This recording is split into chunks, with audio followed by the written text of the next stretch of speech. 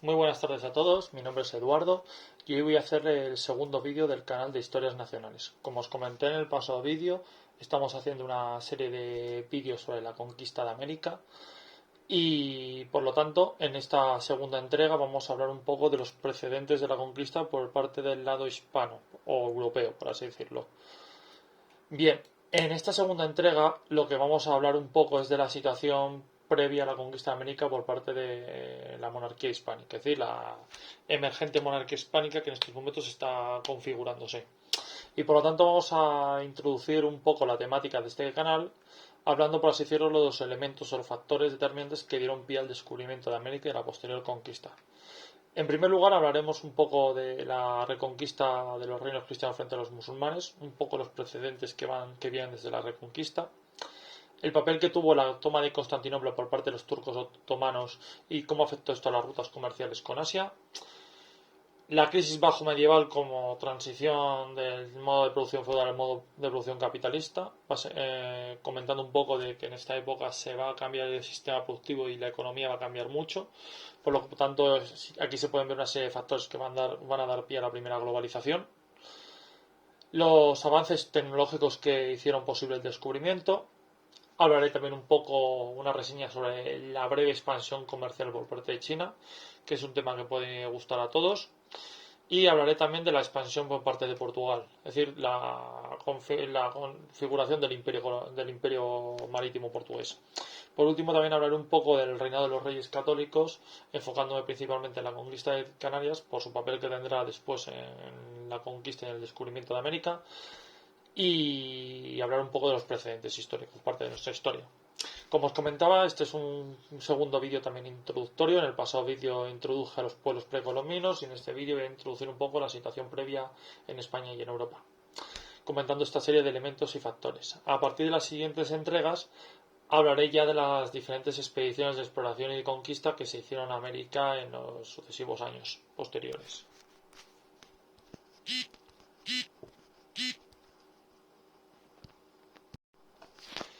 Bien, para ubicarnos cronológicamente en cuanto a los precedentes de la conquista, nos encontramos ya digamos, en los últimos siglos finales de la reconquista de la península ibérica por parte de los reinos cristianos peninsulares.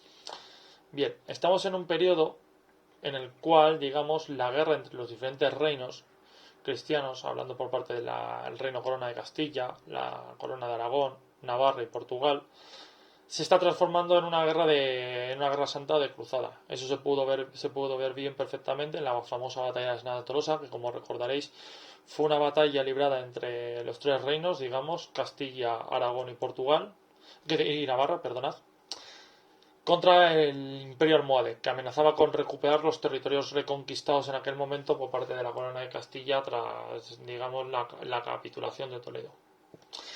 En este punto de la reconquista, digamos, los tres reinos unieron sus fuerzas en una cruzada y vencieron al ejército almohade en esta famosa batalla de las Navas de Tolosa, la mayor batalla hasta el momento de la reconquista. Dicha batalla dio un giro un giro de tuerca a la reconquista, permitiendo a los diferentes reinos peninsulares avanzar hacia el sur y arrinconar a los musulmanes en el pequeño reino nazarí de Granada.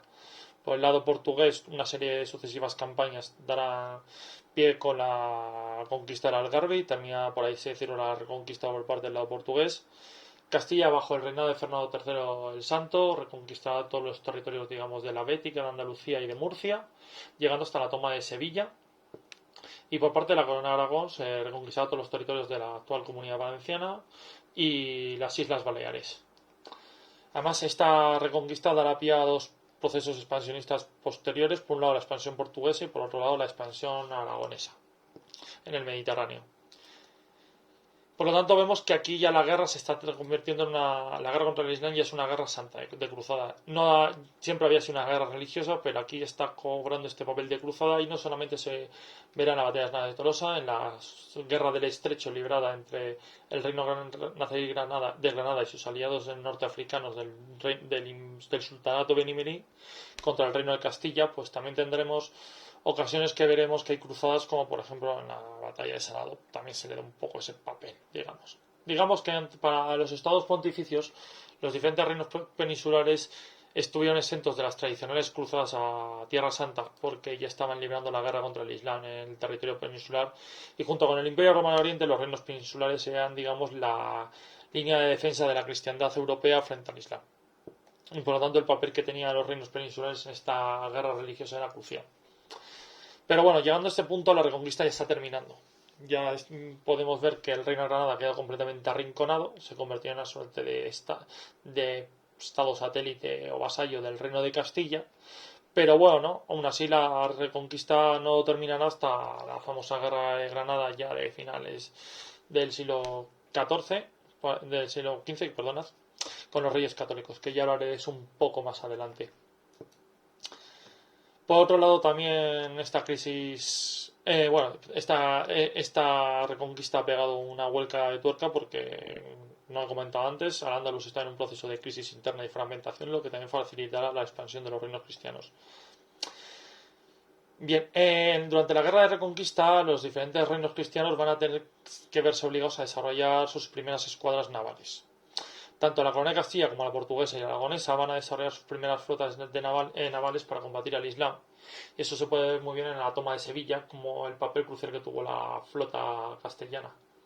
En las diferentes operaciones de estrecho, como las flotas castellanas, portuguesas y aragonesas se van a coordinar para combatir contra los musulmanes. Una vez que la reconquista esté casi ya capitulada, estos reinos van a utilizar ya sus escuadras para defender determinados intereses, por así decirlo, expansionistas, tanto en el Mediterráneo como en el Atlántico. Y eso también se va a ver muy bien en la expansión aragonesa por el mar Mediterráneo o en la futura expansión portuguesa. Pero bueno, el simple hecho de que estos reinos cristianos hayan construido sus primeras flotas van a sentar las bases de lo que ya veremos más adelante, que es el descubrimiento y conquista de América. Por lo tanto, un poco la historia naval de nuestro país comienza realmente en esta época, digamos. De hecho, la flota castellana es el germen precedente de la flota española. Y por último, bueno, también estamos en una época de crisis y de conflictos internos. Los reinos cristianos se están consolidando en aquel momento y se van a dar una serie de sucesivas crisis. Como ya comentaré, la crisis famosa de la Baja de Media afectará a los reinos cristianos peninsulares con la peste negra y con las sucesivas hambrunas. Y esto dará pie, por un lado, a una crisis del sistema feudal, tanto a nivel político como a nivel económico. Habrán sucesivas revueltas populares por parte de los campesinos que se ven agobiados por las presiones fiscales de sus señores feudales, y tendremos sucesivas revueltas, como por ejemplo la revuelta de Irmandiña en Galicia, o la guerra digamos entre la Busca y la Viga en Cataluña, por citar algunos ejemplos. Además, aquí una de las particularidades que tuvo la crisis en los reinos peninsulares fue el antisemitismo. Digamos, van a tener lugar una serie de sucesivos pogroms contra la población judía, y eso terminará también, como todos sabemos, con el edicto de expulsión de los reyes católicos hacia los judíos de 1492. Pero en este momento, esta crisis se está manifestando en guerras civiles, digamos, entre la lucha del poder entre las diferentes monarquías, que lo que quieren consolidar son sus estados, por así decirlo, y los diferentes señores feudales, que lo que quieren hacer es mantener el feudalismo. Y eso se verá muy bien en las diferentes guerras civiles castellanas que habrá en aquel momento, sobre todo empezando destacando sobre todo la guerra entre Pedro I el Cruel y Enrique de Trastámara, y siguiendo una serie de sucesivas guerras civiles hasta la guerra de sucesión castellana. O también la veremos en la corona de Aragón, como en las diferentes guerras civiles que también habrá en Cataluña. En Portugal no se verá tan matizado este conflicto entre la nobleza y la realeza, pero sí que habrá también disputas políticas internas. Es un momento en el cual tanto la corona real como los señores feudales están disputando el poder, la hegemonía del poder político, y al final este pulso lo acabarán ganando los reyes. Por lo tanto, esto se entra un poco en la fase de la conformación de los futuros estados nacionales, tanto en España y en España, Portugal y en el resto de Europa, que también esta crisis se manifestará de esta manera. Por tanto, es una época de revueltas internas, guerras civiles, conflictos y demás que van a caracterizar este periodo.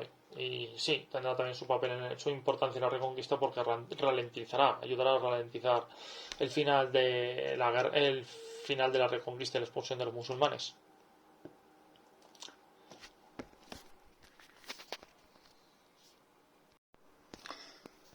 Continuando con la temática de la exposición de este vídeo, vamos a hablar ahora de un poco de la crisis bajo medieval.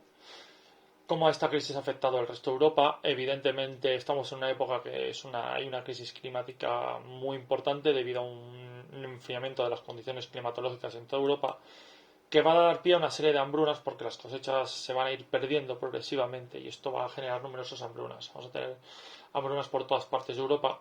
Esto va a afectar mucho tanto al crecimiento demográfico como a la situación social de los estados europeos.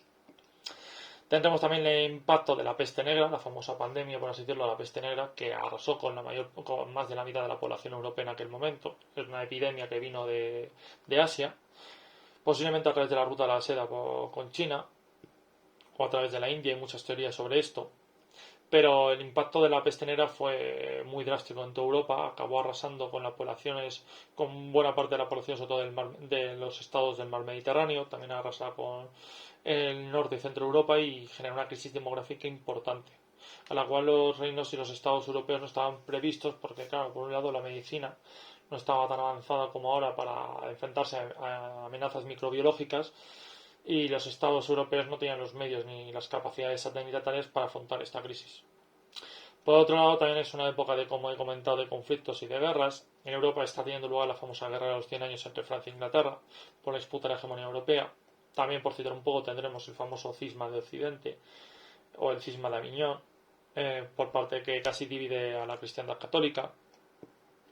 Vemos un montonazo de conflictos entre los señores feudales y sus vasallos, que se quieren, digamos, emancipar de las cargas y de la servidumbre. Esto es interesante reseñar cómo en Europa esta crisis va a tener lugar que en Europa occidental el modelo de servidumbre feudal se va a ir viendo limitado gracias a los éxitos sociales que consiguen los campesinos con sus numerosas revueltas sociales y con el apoyo de la monarquía, mientras que en Europa oriental la servidumbre se va a ir consolidando.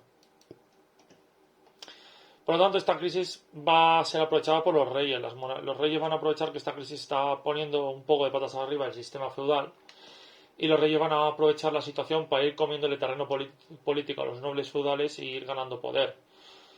Los reyes, como he comentado, salirán en muchas ocasiones con los campesinos en estos conflictos y para ir rezándole poder a los señores feudales. También la iglesia será un importante aliado de la monarquía, de los reyes, frente a los señores. Y bueno, también esto va a ser una época donde va a haber herejías. Aquí podemos ver un poco los precedentes de la reforma protestante, como por ejemplo tenemos digamos, herejía jusita. Hablamos de herejías que están cuestionando, digamos, la interpretación de las Sagradas Escrituras por parte de los diferentes concilios católicos y ortodoxos, y van a ir surgiendo numerosas herejías por Europa. Algunos autores consideran que aquí se está empezando a germinar un poco lo que entenderemos como la reforma protestante. Pero bueno, esto no voy a meterme mucho en este tema, que no es la temática del canal. Como toda crisis económica, va a implicar una serie de transformaciones económicas. Digamos, la agricultura, aunque se va a ir contrayendo conforme se va saliendo de la crisis, se va a ir recuperándose. Esto va a obligar a una serie de mejorías agrícolas, que ya comentaré más adelante, que luego a partir ya de los siglos XV y XVI dará lugar a una nueva recuperación de la producción agraria y por lo tanto eso tendrá sus efectos positivos en la recuperación demográfica. El comercio también se tuvo que contraer, pero luego se va a ir consolidando y los mercados no van a ser destruidos, es decir, las mismas rutas comerciales creadas durante la plena Edad Media se van a mantener, por ejemplo la ruta de la Hansa con el Báltico, las diferentes rutas en el Mediterráneo, aunque estas sí que entrarán en crisis, eso yo lo comentaré un poco más tarde y demás. Y también vemos un importante éxodo del campo a la ciudad. Muchos campesinos, huyendo de las cargas fiscales de sus señores feudales o porque las tierras han sido arrasadas por las crisis, se ven obligados a migrar a las ciudades a buscarse la vida y van a acabar trabajando como artesanos en los diferentes gremios de las ciudades o como comerciantes, o se van a ir dedicando a las diferentes profesiones liberales, por así decirlo. Y bueno, también esto va a beneficiar mucho a las ciudades van a ir ganando un importante peso político y económico, y esto va a beneficiar sobre todo a la emergente clase burguesa.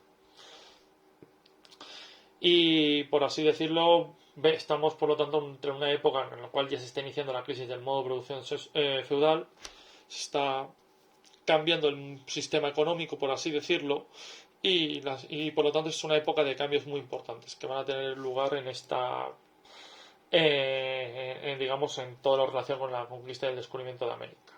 Pero lo que en definitiva cuenta, los estados se están centralizando y se están haciendo mucho más fuertes.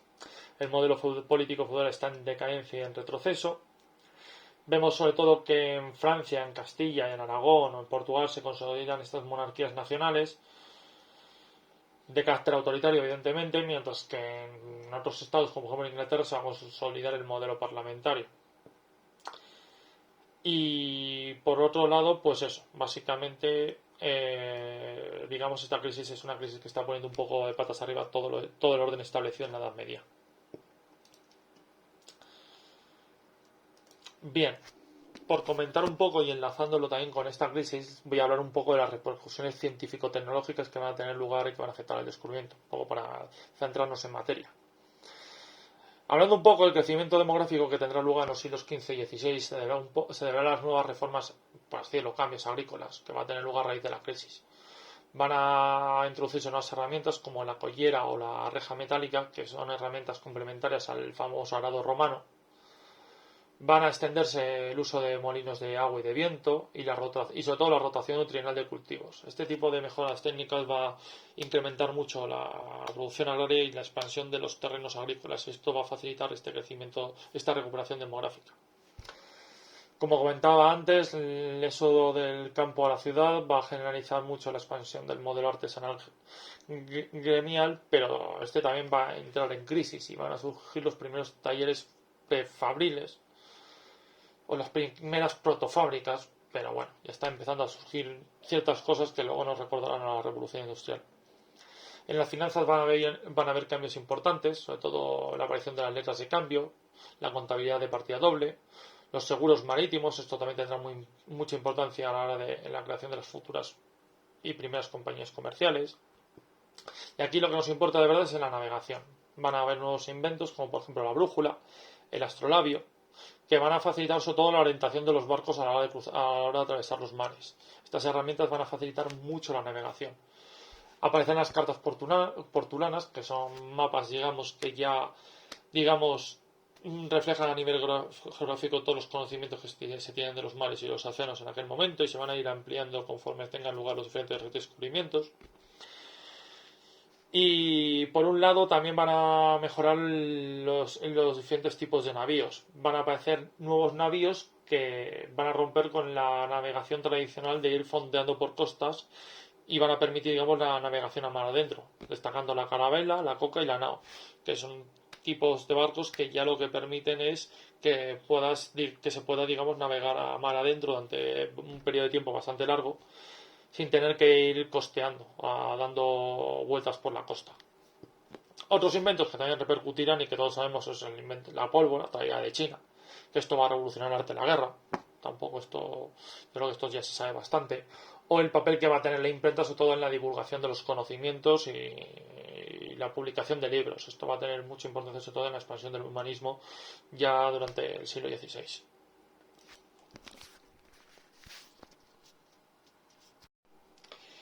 Quiero detenerme a hablar un poco de cómo está la situación comercial en el Mediterráneo antes de la toma de Constantinopla por parte de los turcos otomanos y el papel que eso tendrá después de cara al descubrimiento. Durante la plena Edad Media, como hubo una expansión del comercio y una recuperación de las rutas comerciales perdidas después de la caída del Imperio Romano, se van a reactivar las rutas marítimas por el Mediterráneo.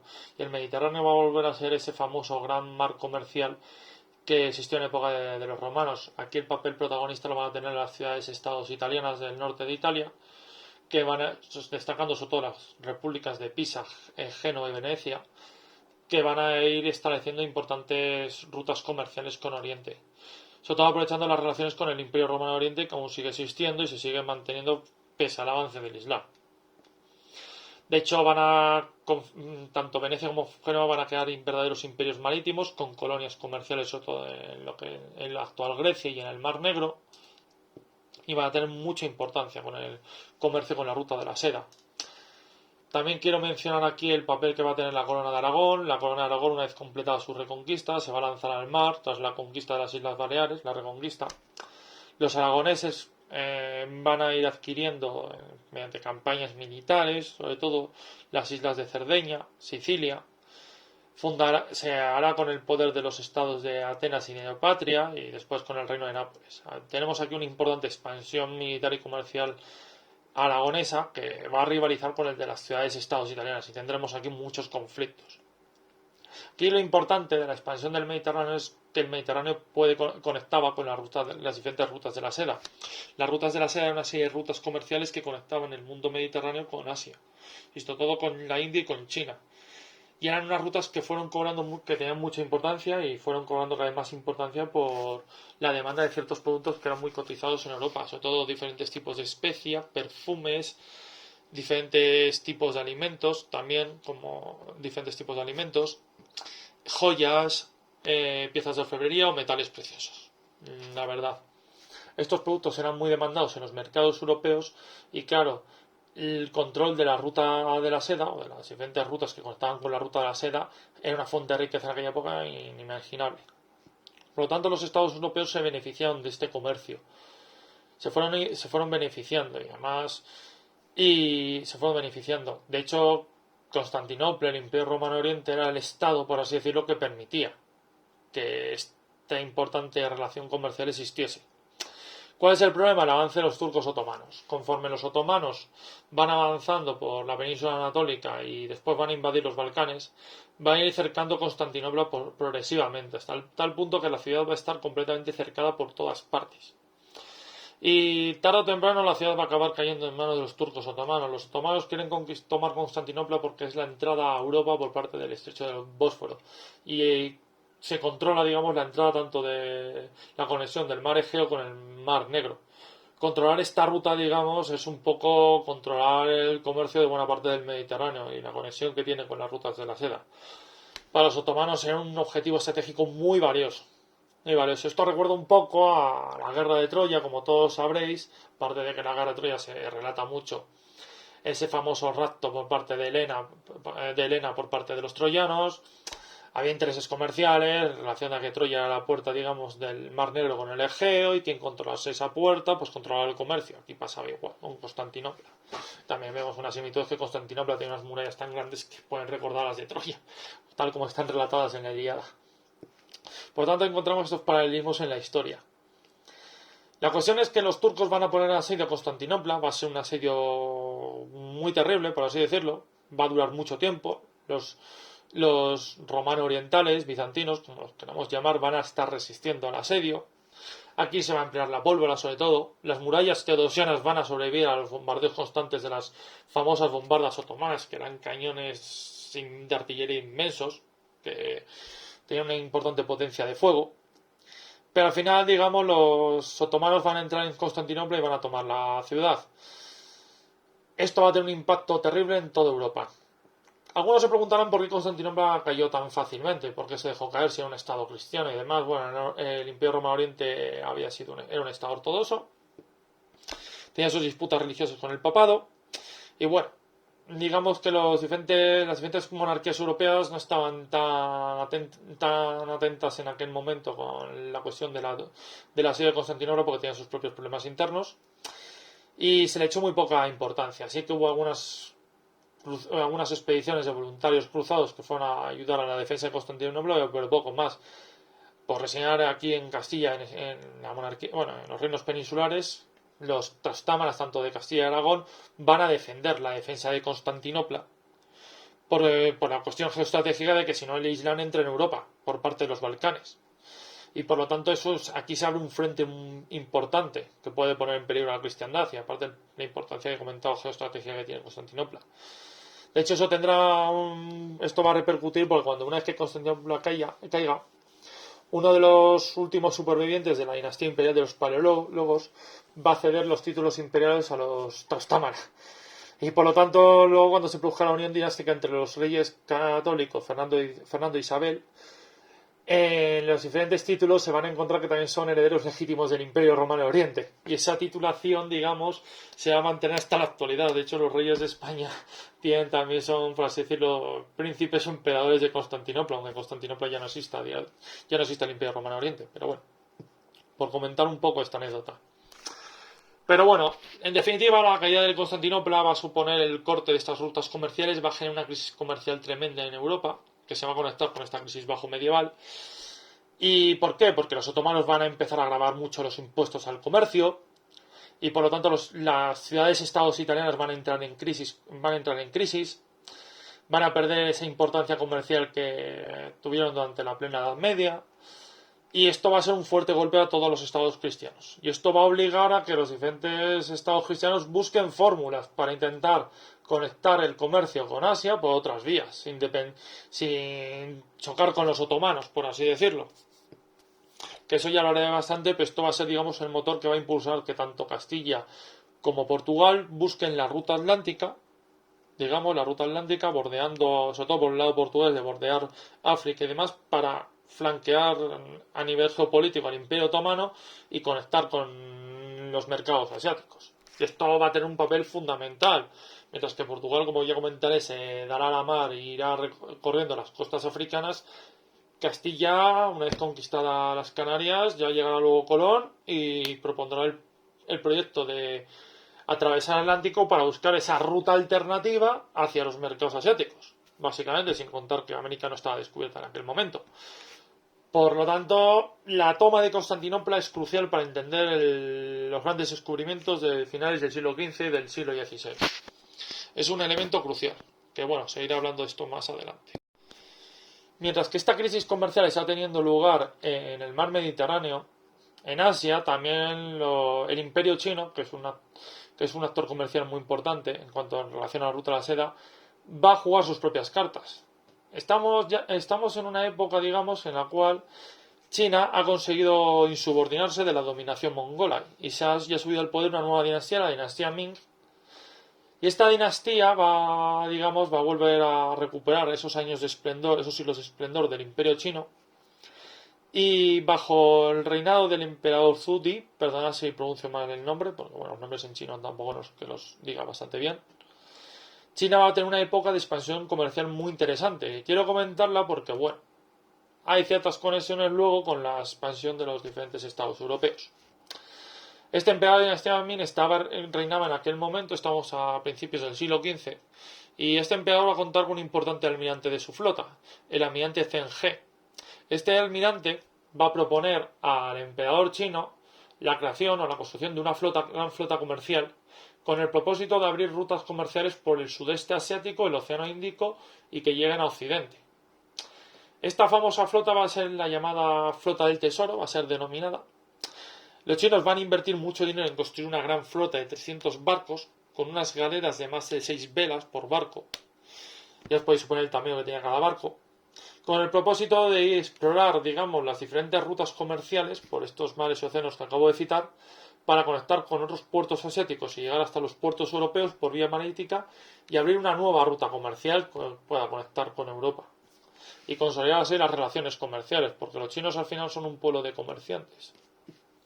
Por este sentido, este gran almirante, que se le considera el Colón de los chinos, va a llevar a cabo sucesivas expediciones. No voy a detenerme mucho en esto, voy a comentar un poco encima, pero para reseñarlo un poco. Y en estas expediciones van a embarcar y van a recorrer los puertos de la costa de Indochina, lo que sería actualmente Vietnam, Laos y Camboya. También las diferentes islas del sudeste asiático y de las Filipinas. Y luego en otras expediciones llegarán a abrir rutas comerciales que conectarán con los puertos de la India, los diferentes puertos de la costa de la India. Y después llegarán hasta el estrecho de Hormuz, en el actual Mar Rojo, e incluso llegarán a abrir rutas comerciales para conectar con los puertos de la península arábiga, la costa oriental de África, y con Egipto, digamos. Este almirante fue muy famoso por abrir estas rutas comerciales. Hay algunos autores que especulan que incluso los chinos exploraron más allá y se metieron en el Pacífico adentro, porque como comentaba antes, estas embarcaciones permitían también la podían permitir la navegación a mar dentro y que llegaban a recorrer diversas islas del Pacífico de la actual Polinesia y Micronesia y que podían haber llegado a América antes que los españoles, pero bueno. Ellos no iban con intenciones de conquistar, ellos solamente sí que iban a un poco a explorar y a comerciar. Pero esto es interesante reseñarlo, porque estas rutas que va a abrir este almirante va a ser luego una base, un punto de partida por el cual actualmente la República Popular China vaya a iniciar, digamos, su expansión comercial a nivel marítimo con el famoso collar de las perlas, que actualmente es una ruta comercial que lo que hace es bordear la India y el sudeste asiático y le permite luego a China controlar el comercio con los estados occidentales. Por lo tanto, esto es un poco un precedente histórico de la expansión comercial que estamos viendo día a día de hoy en China y por lo tanto mucha gente se preguntará por qué de pronto China está teniendo este gigantesco auge comercial y bueno, las cosas no se entienden si no se ven sus precedentes en el pasado. Pero ¿qué pasó? Esta gran expansión comercial que hoy día estamos viendo en China no ocurrió en esta época, podía haber ocurrido, pero ¿por qué? Porque a la muerte de este emperador que he comentado, su sucesor, va a haber poco rentable continuar con las expediciones comerciales porque serían muy costosas y va a dejar de financiarlas y por lo tanto se van a paralizar.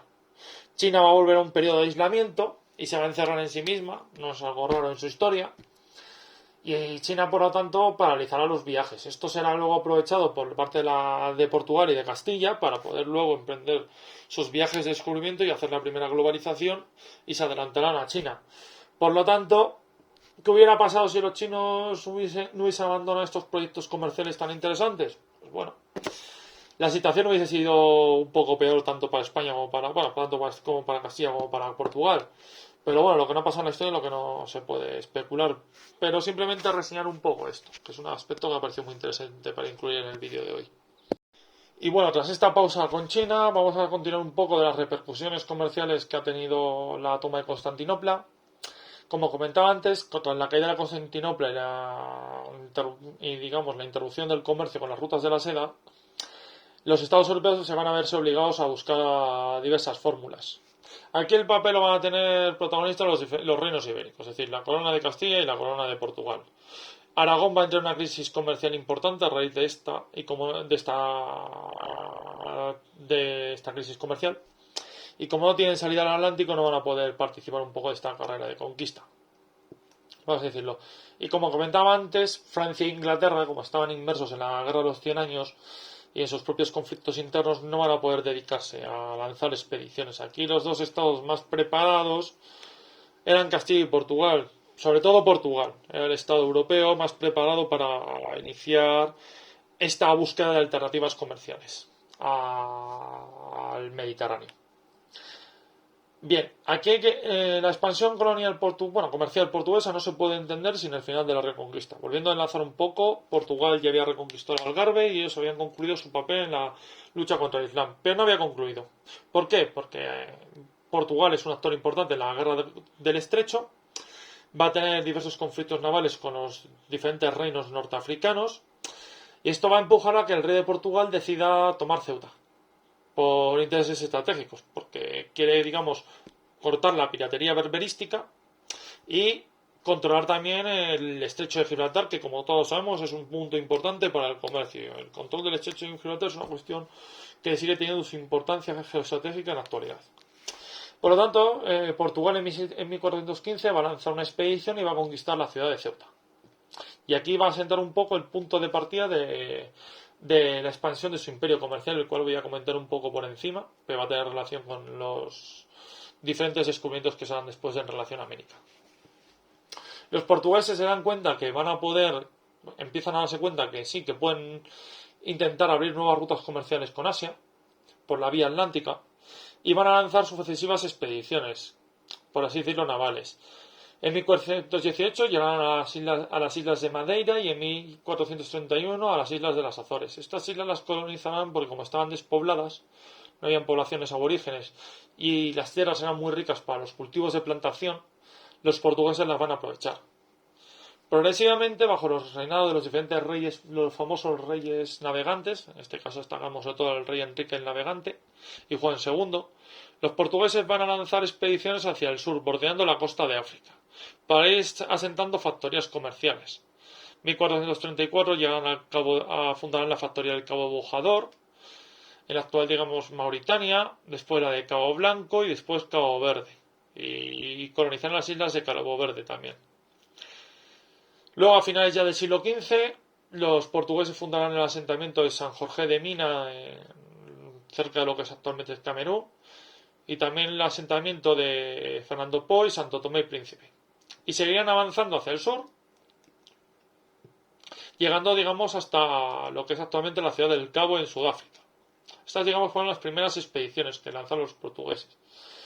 Bajo Vasco de Gama, este almirante portugués va a continuar estas rutas y va a bordear el Cabo Buena Esperanza, va a recorrer las costas del África Occidental y va a llegar hasta Calcuta, en la India, ciudad que, bueno, asentamiento comercial que fundarán en 1491.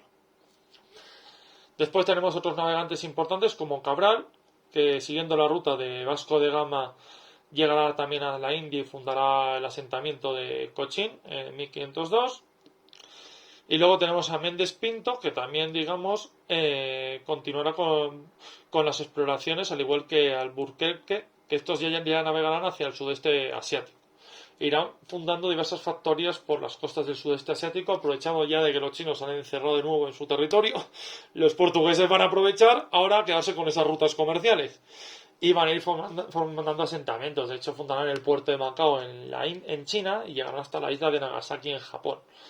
Aquí vemos que se está configurando este imperio portugués.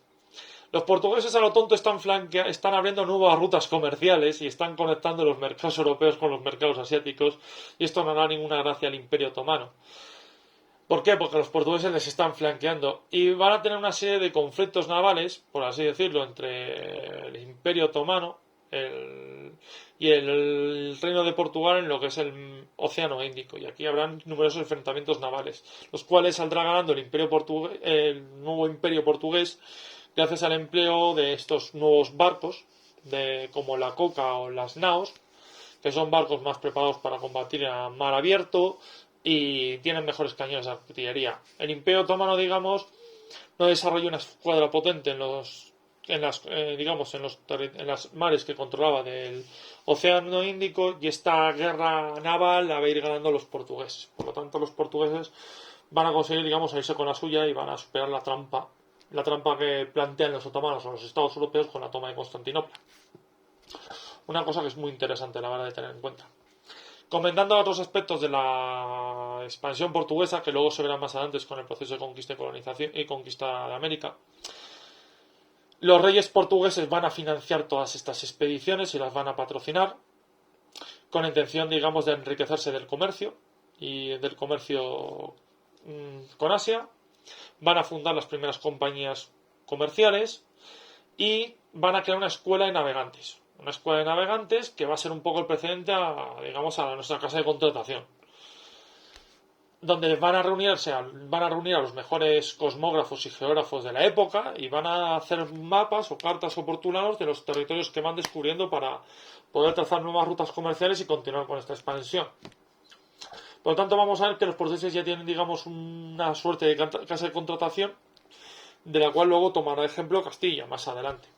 Los portugueses van a firmar las primeras bulas papales para legitimar estos descubrimientos, y esto es un precedente del Tratado de Tordesillas, porque los portugueses ya están acordando con el Papa de que los territorios que están descubriendo en las costas de África y del Índico pertenecen a la corona portuguesa, y que esos mares ya son monopolio de los portugueses. Por lo tanto, otro Estado europeo no se puede meter por ahí, y cuentan con la validación del Papa, que es, por así decirlo, el gran árbitro de las relaciones internacionales del momento. Por lo tanto, Portugal, por medio de las diferentes bulas papales que está firmando con el Papa, está legitimando el monopolio del comercio por parte de esos mares, y se está quedando a lo tonto con el comercio con Asia. Un aspecto muy interesante. Luego Castilla empezará a cuestionar esto. Que Castilla, como comentaré más adelante, empezará a conquistar las Islas Canarias y van a intentar abrirse un hueco con este mercado, y luego, como veremos, cuando se descubra América, van a intentar jugar sus cartas con el papado, y de aquí pasamos al Tratado de Alcobendas y después pasaremos al Tratado de Tordesillas. Por lo tanto, aquí se van viendo precedentes muy interesantes. Pero bueno, lo dicho, básicamente vemos que Portugal está configurando un imperio comercial, el cual va a servir de modelo para los reyes católicos, el cual va a tenerlo muy en cuenta de cara a la hora de buscar nuevas rutas comerciales. Y finalmente, para ir terminando este vídeo, voy a hablar un poco más, a centrarme un poco más en los precedentes históricos de los reinos peninsulares, digamos Castilla y Aragón, antes del descubrimiento, para darnos cuenta qué estaba pasando en aquel momento. Bien, en Castilla, digamos, como he comentado, está reinando la dinastía Trastámara. Esta dinastía, digamos, está bastante debilitada por las sucesivas guerras civiles que han ido teniendo lugar en el reino. Por un lado, hablamos de que en Castilla se está dando lugar un proceso de refeudalización tras la firma del Pacto de las Mercedes Enriqueñas por parte del Enrique I de Trastámara, que le concedía mucho poder político a los grandes nobles, y aquí van a surgir las famosas grandes casas nobiliarias de Castilla. Esto va a generar un pulso entre la corona y los diferentes nobles que va a dar lugar a una serie de guerras civiles que van a desangrar el reino de Castilla. Por otro lado, como comentaba antes, los efectos de la crisis bajo medieval, las sucesivas revueltas antiseñoriales o antisemitas, también van a debilitar bastante la posición de la corona de Castilla. Por lo tanto, la corona de Castilla lo va a tener un poco complicado a la hora de emprender esta carrera de Indias. Pero bueno, también tenemos que tener en cuenta que en aquel momento los castellanos no son ajenos a lo que está haciendo Portugal. Y por lo tanto vamos a ver que las Canarias, que son unas islas en las cuales los portugueses aún no habían conquistado, los castellanos se van a ir metiendo. ¿Cómo? Pues muy sencillo. A principios del siglo XV, digamos, unos navegantes franceses de origen francés ofrecieron sus servicios al rey de Castilla para explorar las Islas Canarias y ver qué encontraron. Evidentemente, en estas primeras expediciones encontraron a pueblos que viven aquí gentes aborígenes, los llamados pueblos guanches de origen berberístico, que eran pueblos, digamos, que eran sociedades neolíticas, que llevaban viviendo en esas islas desde hacía muchos siglos y estaban ahí completamente aislados. Y aquí va a empezar a tener lugar la famosa conquista de las Islas Canarias. Bien, digamos que tanto Castilla como Portugal van a intentar rivalizar por esta conquista, aunque bueno, en este pulso va a ir ganando Castilla. Esta conquista va a tener tres fases. En una primera fase es una conquista más feudal. Han empezado estos, digamos, conquistadores franceses que en el fondo están al servicio de los nobles castellanos. Pero luego, después de estos conquistadores franceses, los propios nobles van a financiar a conquistadores para lanzar expediciones e ir conquistando progresivamente las islas.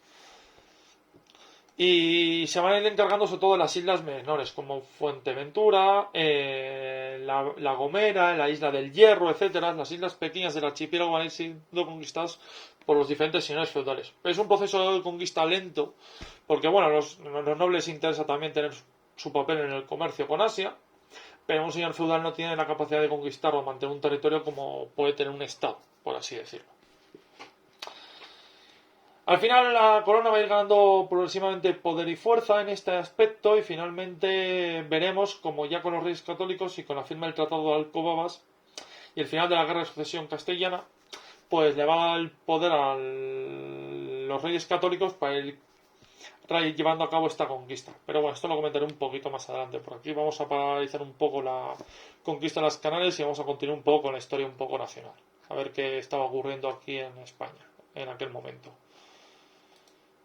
Pues bien, pues comentando, aparte de que se está teniendo lugar la conquista de las Canarias, Castilla estaba sufriendo una serie de guerras civiles y esto va a desembocar, digamos, ya con el reinado de Enrique de las Mercedes.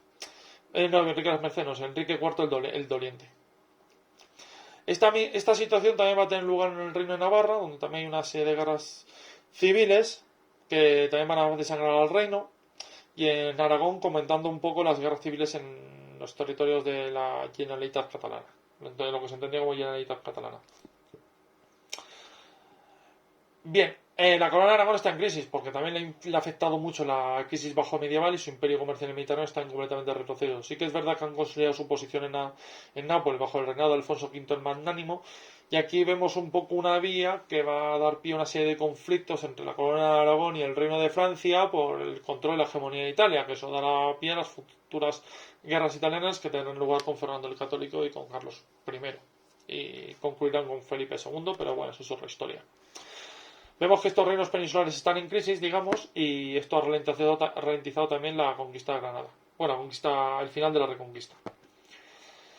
La cosa va a tener un punto de incisión comienza con el reinado de los reyes católicos. En Castilla, el rey Enrique IV Doliente fallece y esto va a dar pie a una lucha de sucesión entre las dos candidatas al trono. Por el lado, digamos, de la nobleza va a destacar Juana la Beltraneja, que va a contar con el apoyo del rey del Portugal, mientras que por el lado más, digamos, de otros grandes de Castilla y por el lado aragonés destacará la futura Isabel la Católica. No voy a hablar mucho de esta guerra porque no quiero distraer bastante a los oyentes en base a lo que esto va a repercutir con el descubrimiento. Pero esta guerra, digamos, va a ser la última gran guerra civil en Castilla. Y aquí va a ser el pulso definitivo en el cual la corona, digamos, la monarquía va a vencer a los nobles. Tras una serie de batallas que van a tener lugar en el territorio castellano, destacando toda la batalla de Toro, Portugal va a tener que verse obligado a firmar la paz de Alcobabas y los nobles van a ser derrotados. Y aquí luego los reyes católicos van a empezar el proceso de recentralización de la monarquía. Con el fin de esta guerra, Isabel la Católica y Fernando de Aragón van a unir ambas coronas y van a crear, digamos, la unión dinástica, la famosa unión dinástica, comenzando la unión entre Castilla y Aragón. Bien. ¿En relación qué va a tener esto con el descubrimiento? Pues el Tratado de Alcobabas. Durante la Guerra Civil Castellana, las Islas Madeira, las Azores y Canarias van a ser frentes de batalla, donde Castilla y Portugal van a medir sus fuerzas a nivel naval y van a haber varias batallas, escaramuzas navales.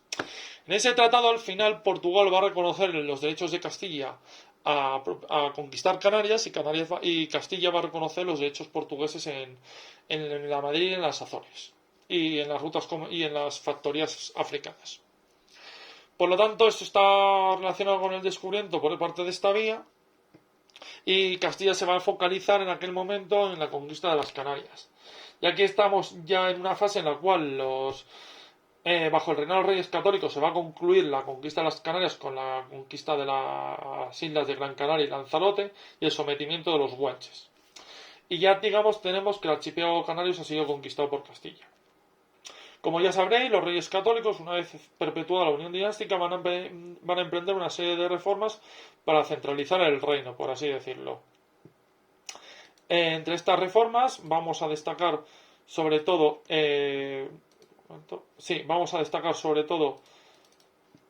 el recorte de los privilegios políticos de la nobleza. Esto va a tener lugar por medio de la reorganización de la hacienda, por así decirlo. Los reyes van a ir centralizando los impuestos y le van a ir arrebatando las competencias fiscales a la nobleza y van a emprender una interesante reforma hacendística en las famosas Cortes de Toledo de 1480, donde, digamos, los impuestos del reino se van a centralizar en manos de la monarquía, arrebatándole fuerza a los nobles. Se va a fundar la Santa Hermandad en 1476 como una suerte de policía real, que luego va a ser un poco el germen de los futuros ejércitos reales. Se va a reorganizar el Consejo Real como órgano central de gobierno, arrebatándole fuerza a los nobles. Se van a crear los primeros corregimientos, como digamos son inspectores reales que se encargan del control, digamos, de las provincias o de las villas o de las ciudades del reino. Se van a controlar también a las diferentes órdenes militares, van a estar supeditadas a la autoridad de la realeza. Y bueno, se van a crear, digamos, los primeros ejércitos reales. Se le van a arrebatar las competencias militares a los diferentes señores feudales. Ya no van a poder tener ejércitos propios, sino que el ejército va a ser un monopolio de la realeza. Y teniendo el control del ejército, los reyes van a poder, digamos, centralizar el Estado. También se va a fundar el famoso Tribunal de la Inquisición para combatir las herejías religiosas. Y vemos que más o menos, bueno, se va a fundar también la Mesta. La Mesta va a caer en manos de la corona con forma de controlar el comercio de la lana. Y digamos que se está configurando una suerte de Estado autoritario moderno con los reyes católicos. Otro aspecto fundamental va a ser la famosa Guerra de Granada. Una vez concluida la unión dinástica, los reyes católicos se van a enfocar en terminar la Reconquista Y como ya sabemos todos, tras unas sucesivas campañas militares, los reyes católicos van a conquistar el reino de Granada y van a acabar con el último remanente musulmán en la península ibérica. Y esto va a facilitar también la expansión luego y el descubrimiento. Así que, para concluir un poco, esta es un poco la situación en la cual se encontraba, digamos, los reinos peninsulares antes del descubrimiento, en un pleno proceso de unificación política y territorial, que dará pie a la monarquía hispánica. También hay que tener en cuenta que los reyes católicos serán los últimos reyes de la dinastía trastámara, después vendrá Habsburgo, y la unificación territorial, digamos, no concluirá ya hasta la anexión, la anexión del reino de Navarra por parte de Fernando el Católico, ya una vez muerta Isabel la Católica. Por lo tanto, estamos en este punto. Y en este punto es cuando va a tener lugar la aparición de Cristóbal Colón con su proyecto de buscar una nueva ruta a través del Atlántico para rivalizar para adelantarse a los portugueses, porque como ya vemos, los portugueses están quedando con el monopolio del comercio con Asia a través de las costas africanas, de las rutas africanas, quiero decir, y Colón va a partir con la teoría de que explorando por el Atlántico y adentrándose más Atlántico adentro se puede llegar a Asia para buscar una nueva ruta donde la cual, al no estar descubierta, Castilla puede tener toda clase de legitimidad para luego quedarse con esas rutas comerciales y con el monopolio de cara ante el Papa, sin violar las bulas que han sido firmadas entre la Corona de Portugal y el Papado. Digamos, esto es un poco los precedentes no solo al descubrimiento, sino al Tratado de Tordesillas y ese reparto del mundo que harán Castilla y Portugal. Pero bueno, yo ya me voy a detenerme aquí porque esto es un poco los precedentes al descubrimiento y la conquista, y de eso ya iré hablando en los sucesivos vídeos que iré subiendo. Así que nada, muchas gracias por escucharme y un placer haber compartido esta época histórica tan interesante con vosotros. Un saludo.